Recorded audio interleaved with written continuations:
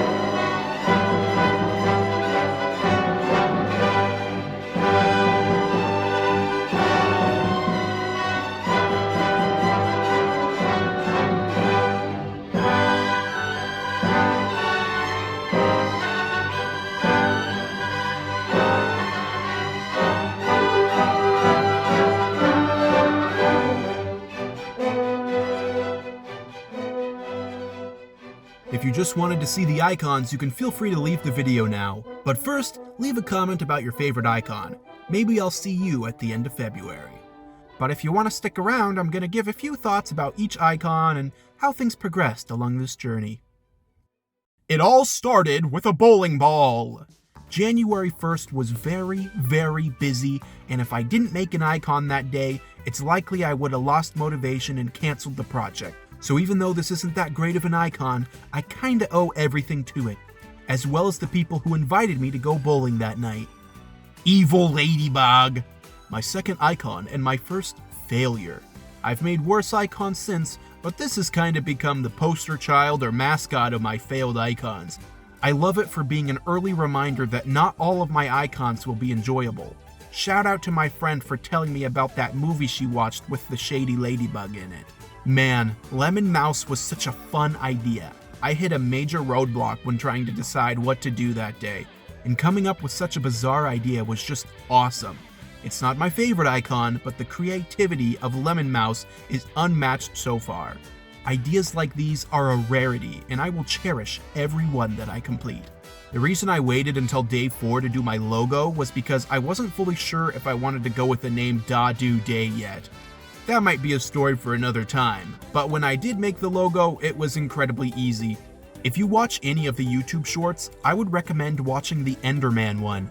I shared one of my favorite fun facts about Endermen in it. Wacky Smiling Face was one of those ones where I had an idea, but it was a bit hard to put into action. I can imagine a wacky smiling face easily, but deciding all the features on the face is not as easy. I actually grew to like movement a lot. It's not special at all, but it just looks fun, and I might return to either the prompt or the ball guy in the future. Bat should be one of my favorites, but it's not. It's not a failure, but I put so much time into it just for it to feel unsatisfying. However, it was a pivotal icon for making me realize that I needed a faster way of making complex icons like that. And that realization would pay off the following day. Living Hand seemed kinda ambitious, but it was intentionally so. I wanted to make something pretty complex using the technique I realized after making Bat. I really like the idea of snowmen having sticks as their mouths, and I don't see that too often, so I decided to use that for Pathetic Snowman. Something ironic about Sad Face is how utterly depressed I sound in the voiceover for the YouTube short. Although I did have a pretty rough day, the actual reason I sounded like that was because it was late and it was way too snowy outside. All the previous icon shorts had been recorded in my car, but this was the first one I had to record at night while everyone was asleep, so I had to speak quiet to not wake anyone up. Man, I love Drawn to Life. Glad I decided to draw a Snowbaki. In my opinion, T-Rex is the first artwork that doesn't actually look like an icon. It's not square enough, it's just art. While I say DaaDuuDay is making an icon every day, what I really mean is making vector artwork every day, but I don't want to have to constantly explain what vector art is all the time, so I've just been calling them icons for simplicity. Ravioli stands out as a good reason why I shouldn't be avoiding simple ideas, because they can actually turn out pretty well. Building is interesting because I almost had to scrap the idea. If you watch the YouTube short, you can see that there were a bunch of attempts that didn't work out, and I actually had to pause my process to do other stuff. But that pause ended up helping me in the long run, because it gave me the idea to do something three-dimensional, and it ended up being an icon I really enjoy. Living Arrow is an example of a moment where I just had no clue what to draw. However, I think it's pretty nice despite that, and I'll need to look back at it to remind myself that there are no bad ideas. Water Ghost is great. Yep. Pink Gorilla! The story behind Pink Gorilla is based on a dream I had that morning. I explained the whole dream in my YouTube short for the day, so I'd recommend watching that one. Pink Gorilla was actually a really small portion of the dream, and it was honestly the least crazy part. I'd love to talk about the full dream, but it would take forever to explain it. I gave it the title Lightning Storm Kung Fu Panda Fun Fun Funeral in my phone's notes app. Booster was definitely one of my favorite icons this week. I hate how he looks in the Super Mario RPG remake. His face is so messed up. I'm proud to have made a drawing of Booster that I actually enjoy looking at.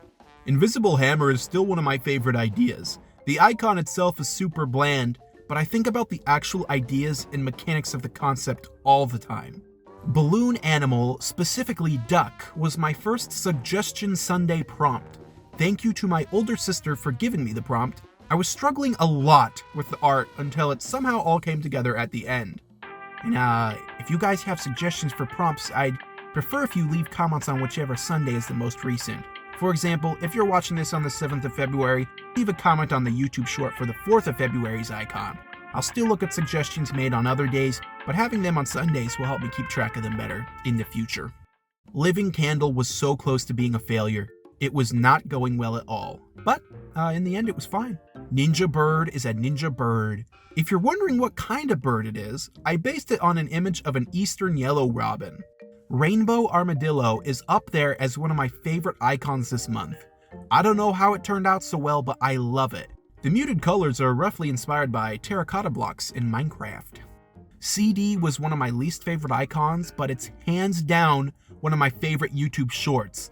The fake out I did with the normal CD becoming the cheese disc was so much fun. It came together perfectly.